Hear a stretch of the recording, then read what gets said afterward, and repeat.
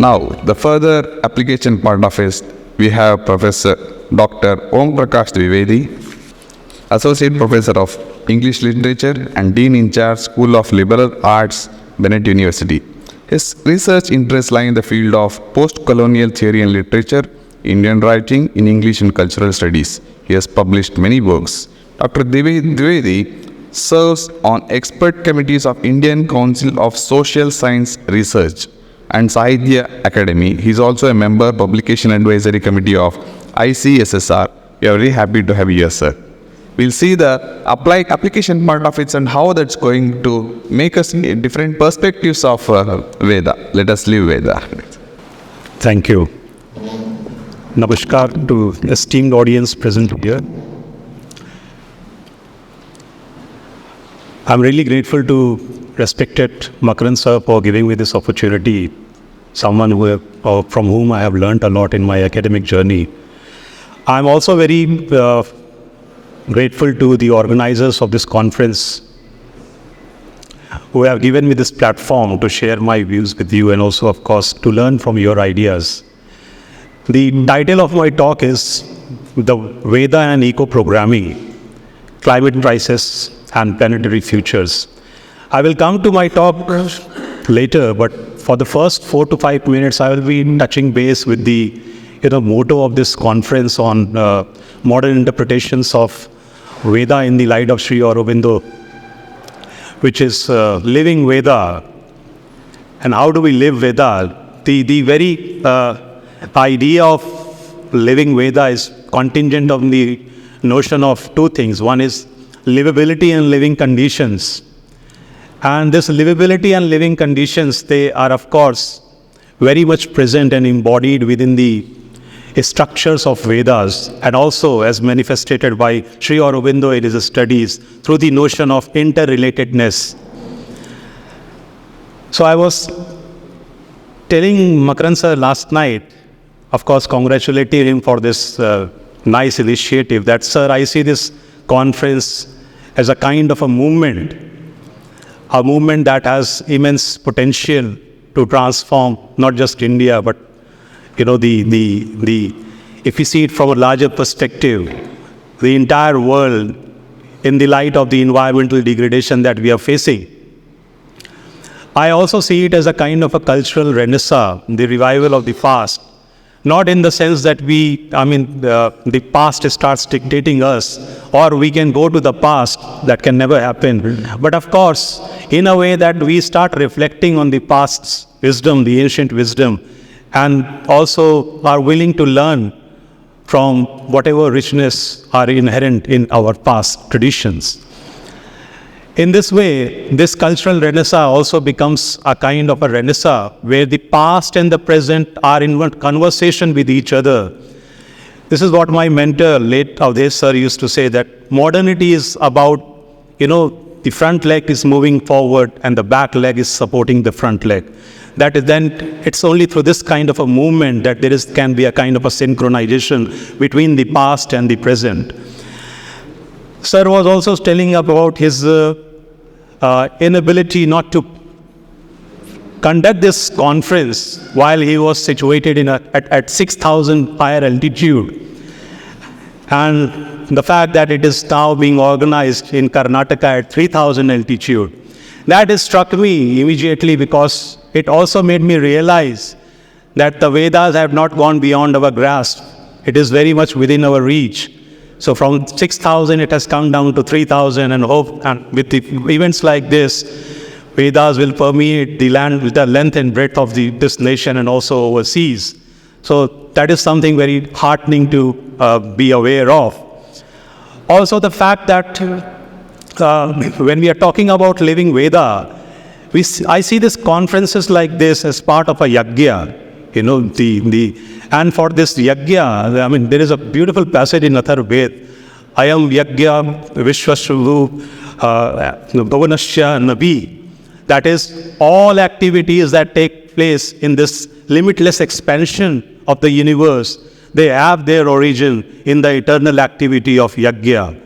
Yajna not just as a sacrifice, but yajna as a kind of a tool to promote the welfare and the well-being of the entire planet. That is how we must perceive Yajna. And of course, with figures like scholars like Narayan Swami sir and Makaran sir, Subhas Kashyap ji and David Frawley, I learned a lot in the last evening, in the way that this is my first talk on Vedas, and it is a kind of an introduction that I'm getting from the Vedas and also learning from the Vedas. The fact that scholars like who are present amongst us in this conference, I learned a lot in terms of epistemes of the welfare and the collective well-being. So I was also visualizing and thought, and this idea struck to me, that these epistemological frameworks that senior people here are providing to us, they are a kind of a havan samagri that can be used to promote and the welfare of the universe. Now coming back to the title of this my talk, that is the eco-programming thing. I see eco-programming as a very conscious approach, a kind of an approach that of course reiterates and reinforces the idea of interrelatedness, and also the notion of Mahas that is to be found in Atri Upanishad, the notion that there is a kind of a supreme consciousness that links all of us together. I was recently reading a book, The Body by the Shore, and this idea of interrelatedness was beautifully explained, and I think it is worth revisiting that text. And I quote verbatim, "We were told that we are individuals, we are unique. It turned out that we are teeming with organisms inside us, on us, and that they affect us in ways that we are only beginning to figure out. We are not just part of an ecosystem, we are ourselves an ecosystem. Every individual self is a teeming ecosystem which relates to the larger ecosystem in which it thrives, survives, or perishes." The sages had said something like that long ago. The scientists are doing and saying it now, unquote. Of course, this idea is also, as the novel says, that sages had said it a long time back, and scientists are saying it now. It is already prefigured in the notion of Panch Mahabhut Siddhant, which says that from the Brahman arises the space, from the space arises the air, from air arises the fire, from fire the water, and from water the earth. But despite all this, despite all these wisdoms that we find, if we look around us, if we look at the kind of material conditions and the ground reality that are around us, we find, and of course there are plenty of seminars and conferences happening around the year across the globe on the theme of environment and sustainability, we will find that material conditions are far from anywhere close to mitigate the climate catastrophe that is ongoing. And we are very much close to that stage where we may see the annihilation of the entire planet in the form of the sixth mass extinction of the planet. And it is already evident. You have to just have a very conscious look around you.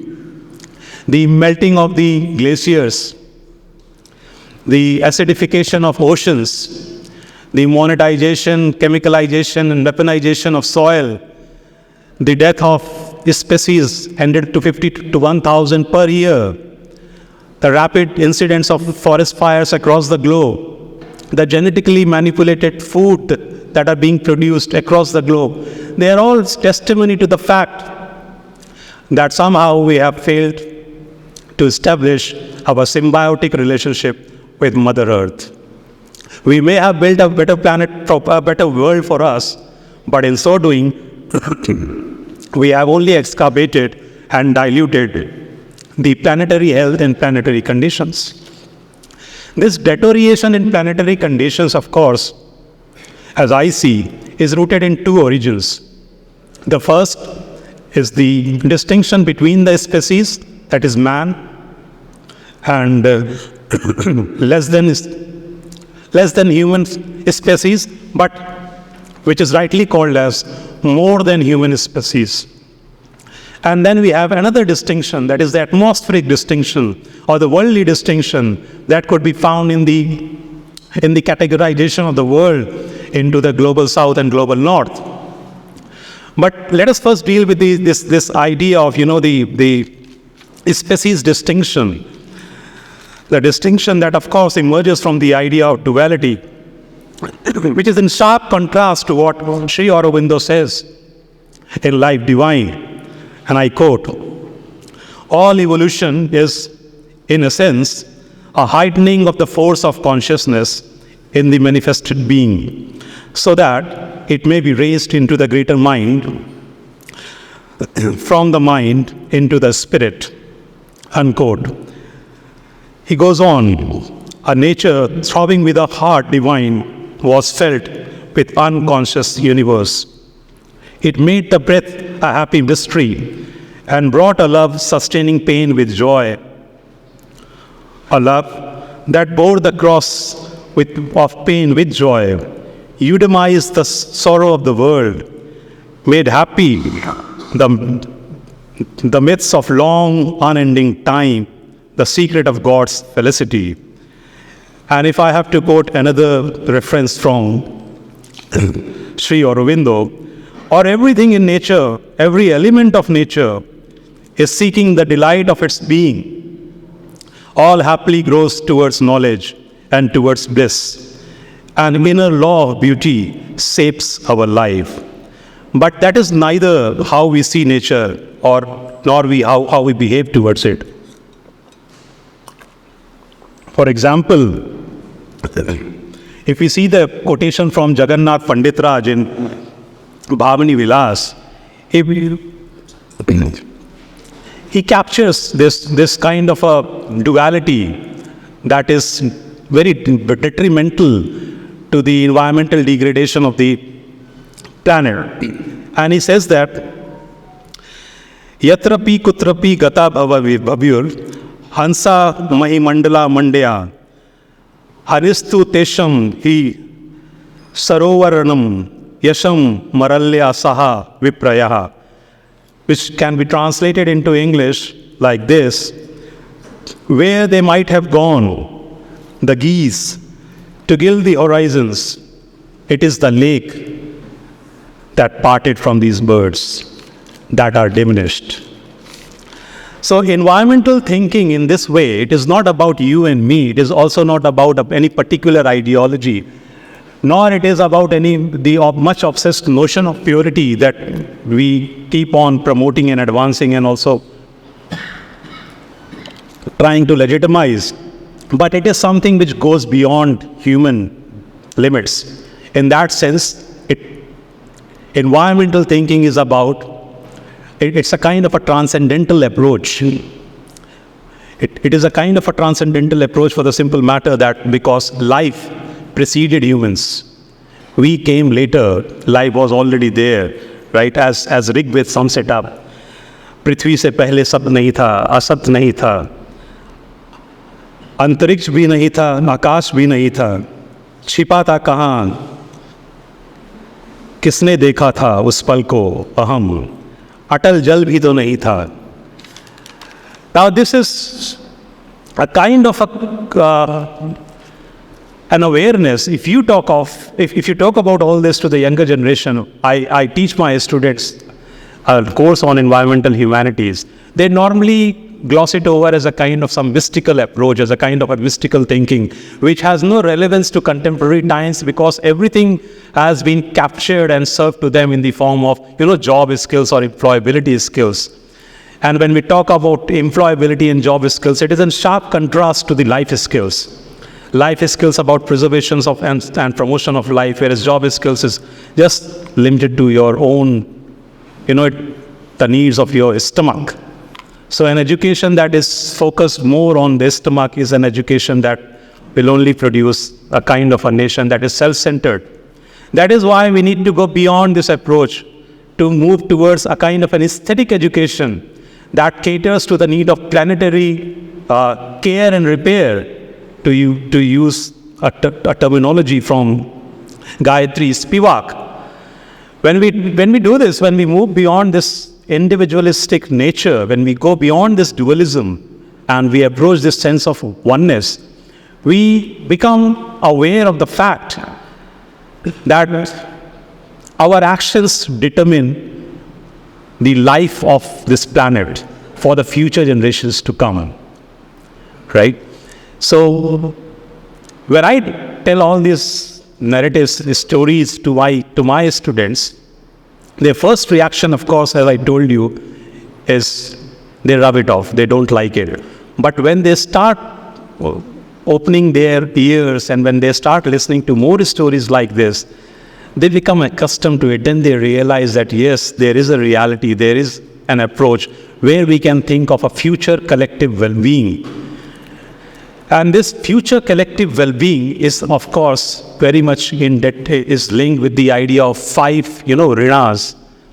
The Dev Rin, Pitra Rin, Bhuv Rin, Rishi Rin, and Nar Rin. So we are indebted. Our life, if we see our life, what defines human being is the idea of finitude. We are here only for a limited amount of time.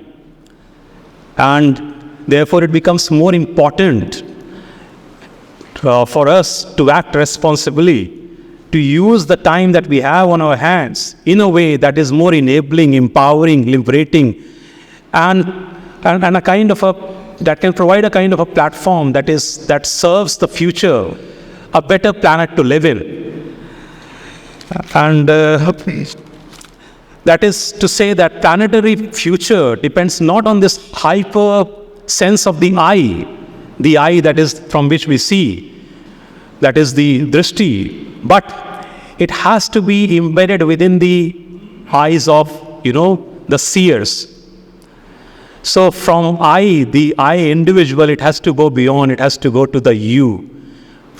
It becomes not I am that, but it has to be that I am.